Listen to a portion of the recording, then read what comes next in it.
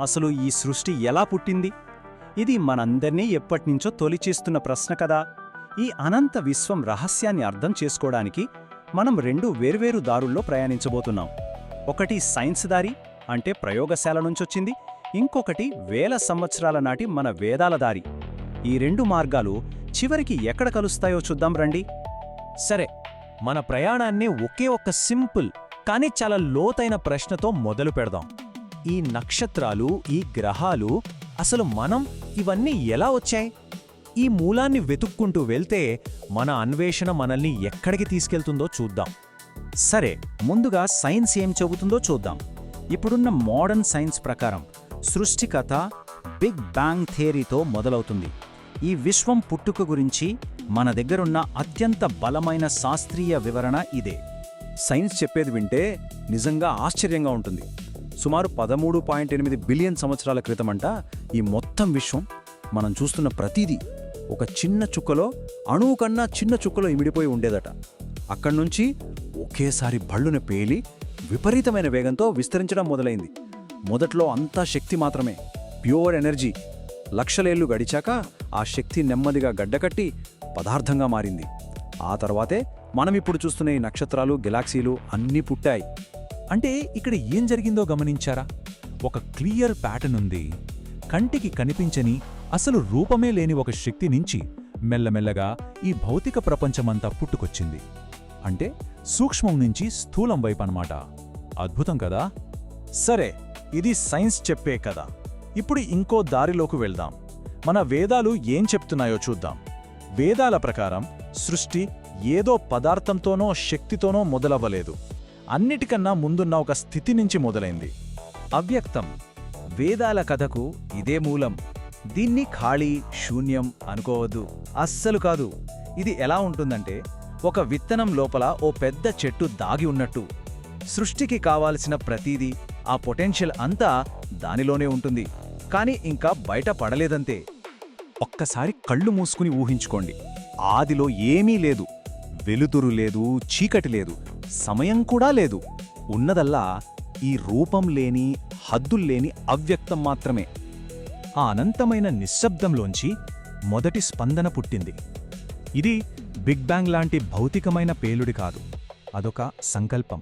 నేను సృష్టించాలి అనే ఒక చైతన్యవంతమైన కోరిక.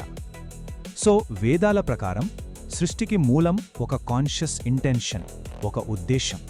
ఆ ఒక్క సంకల్పం నుంచి వాస్తవం మెల్లమెల్లగా పొరలు పొరలుగా విచ్చుకుంది. ముందుగా యూనివర్సల్ కాన్షియస్నెస్, అదే మహత్తత్వం ఏర్పడింది. ఆ చైతన్యం తనను తాను తెలుసుకోవడానికి నేను అనే ఫీలింగ్, అహంకారం పుట్టింది. దానినుంచే మనం ఫీలయ్యే సౌండ్, టచ్ లాంటి సూక్ష్మ గుణాలు, చివరికి ఈ ఫిజికల్ వరల్డ్కు ఆధారమైన పంచభూతాలు పుట్టాయి.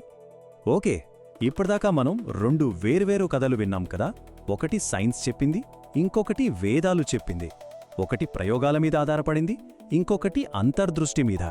వినడానికి వేరువేరుగా ఉన్నా ఆశ్చర్యంగా ఈ రెండు దారులు ఒకేచోట కలుస్తాయి.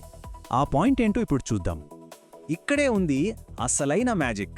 చూడండి, రెండు సిస్టమ్స్ కూడా చెప్పేది ఒకే ప్రయాణం.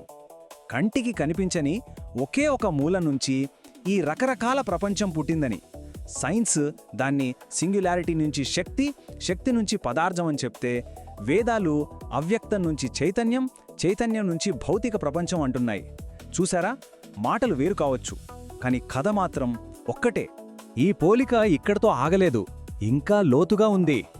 వేల ఏళ్ల క్రితం మన వేదాలు చెప్పిన పంచభూతాల కాన్సెప్టుకు ఇప్పుడు మోడర్న్ సైన్స్ చెప్పే స్టేట్స్ ఆఫ్ మ్యాటర్కు మధ్య ఎంత దగ్గరి సంబంధం ఉందో చూడండి.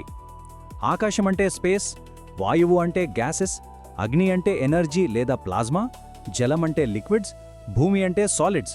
అచ్చం అవ్వే కదా. సరే, ఈ విశ్వం కథ అంతా బాగుంది. కాని ఇది కేవలం ఎక్కడో ఆకాశంలో నక్షత్రాల గురించి జరిగిన కథ కాదు. ఇది మన కథ కూడా. ఈ అనంతమైన సృష్టికి, మన ఉనికికి మధ్య అసలు కనెక్షన్ ఏంటో ఇప్పుడు చూద్దాం. ఇది చాలా చాలా పవర్ఫుల్ ఐడియా. యథాపిండే తథా బ్రహ్మాండే అంటారు కదా. అంటే ఏ పంచభూతాలైతే ఈ బ్రహ్మాండాన్ని నిర్మించాయో అవే మూలకాలు మన శరీరాన్ని కూడా నిర్మించాయి. అంటే బయట ఉన్న యూనివర్స్ మన లోపల కూడా ఒక చిన్న రూపంలో ఉందన్నమాట. ఈ కనెక్షనే అసలైన విషయం. మనకు ఈ విశ్వంతో విడదీయరాని బంధం ఉందని వేదాలు, మోడర్న్ సైన్స్ రెండూ ఒప్పుకుంటున్నాయి. కార్ల్ సేగన్ లాంటి గొప్ప సైంటిస్టులు "we are made of star stuff" అన్నప్పుడు దాని అర్థం ఇదే. మనం నక్షత్రాల ధూళితోనే తయారయ్యాం. అంటే కాస్మిక్ అనేది పర్సనల్. ఈ విశ్వం మనలోనే ఉంది.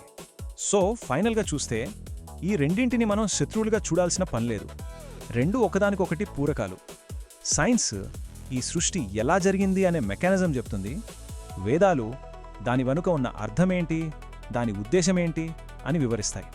ఒకటి హౌ అయితే ఇంకొకటి వై. ఇవన్నీ విన్నాక మన ముందొక పెద్ద ప్రశ్న మిగిలిపోతుంది. నిజంగానే మన శరీరం ఈ విశ్వానికి ఒక చిన్న మోడల్ అయితే, మరి మనల్ని మనం పూర్తిగా తెలుసుకుంటే ఈ విశ్వాన్ని తెలుసుకున్నట్టేనా? బ్రహ్మాండ రహస్యాలన్నిటికీ తాళం చెవి మనలోనే ఉందా? ఈ ఆలోచనతోనే ఈ వివరణను